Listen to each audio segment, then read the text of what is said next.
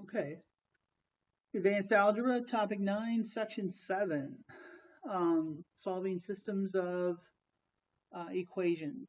And so one of the ways they have us doing this is by the graphing method, which is not advisable. And we went over that before. So we already talked about that the system of equations could have nothing in common, no points in common. So, we could have a line here and a parabola here, and they have no points in common. Obviously, they could have 2 points in common with the parabola and the line going through, and they could have 1 point in common where the line would be tangent to the parabola. Okay. We start off with a graphing problem, and to graph the line, remember we start at the y-intercept, which is, in this case, is 3, and then we rise 1, run 1, because that's the slope, 1 over 1, and draw in this line, okay? And then we have y equals 5 minus x squared, which means it's going to open down. The vertex is actually going to be, the opposite of b would be 0 over 2 times -1, which is 0. So the vertex is 0, 5, 1, 2, 3, 4, 5, and it opens down, as I said. So let's see, if I plug in 1, I get 4, 1, 2, 3, 4, that lands right there, that's nice. Axis of symmetry. If I plug in 2, I get 1, 2, 1, which means over here at, I would be here, and I don't know if that's a point or not, but on the line,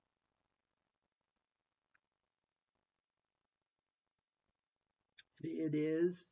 So, I got pretty fortunate here that the points I plotted for my parabola landed right on the line. So, obviously this point is 1, 4, and this point is -2, 1. So the solution to this system of equations, 1, 4, -2, 1.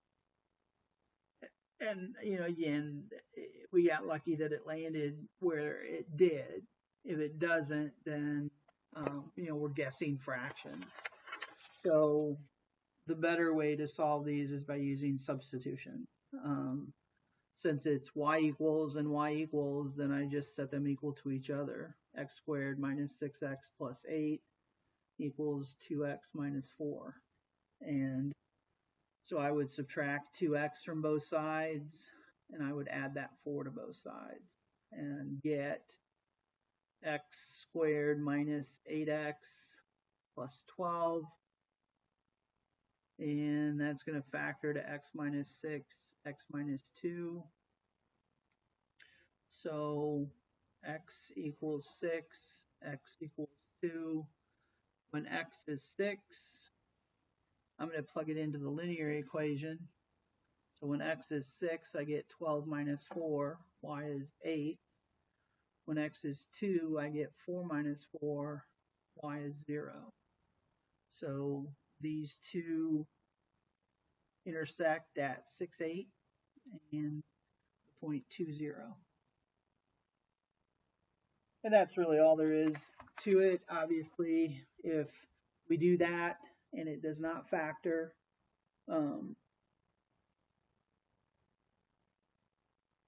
then we use a quadratic formula. Here, I would subtract the 60x from both sides. I'm going to move everything over to the left, and I'm going to add 2x squared. So I'm going to have 2x squared minus 40x equals 0. And there'll be a lot of this, going back to our factoring way back in chapter, what was it, 6, 5, somewhere in there. The first thing we should look for is the greatest common factor. And this has one. The greatest common factor is 2x. So if I factor that out, I have x minus 20 left inside those parentheses. And then the zero product rule says that I can set each factor equal to 0. And obviously divide by 2, I get x equals 0. Add 20 to both sides, x equals 20. This, if I plug 0 in here for x, I get that y is also 0.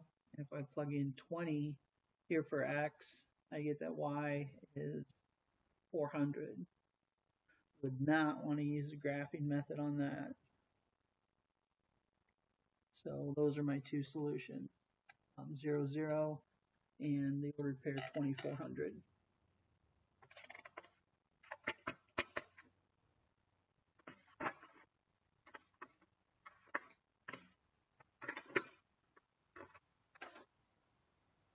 All right, one more. Again, I would just use substitution. X squared plus 3x plus 1 equals minus x plus 1. So obviously add x to both sides and subtract 1 from both sides. We get x squared plus 4x equals 0. Is there a greatest common factor? Yep. Factor it out. Set each factor equal to 0. Subtract 4 from both sides here. X equals negative 4. So if x is 0, if I plug that in here, I get 0 plus 1. Then y is 1. And if x is negative 4, y equals minus x plus 1. So if x is negative 4, I'm actually going to get a positive 4 here because of the negative that's already there. So I'm going to get 4 plus 1, I'm going to get 5. So the ordered pairs are 0, 1, and negative 4, 5. That's where that system, those systems, whatever you want to call it, functions intersect on a graph. And that's it.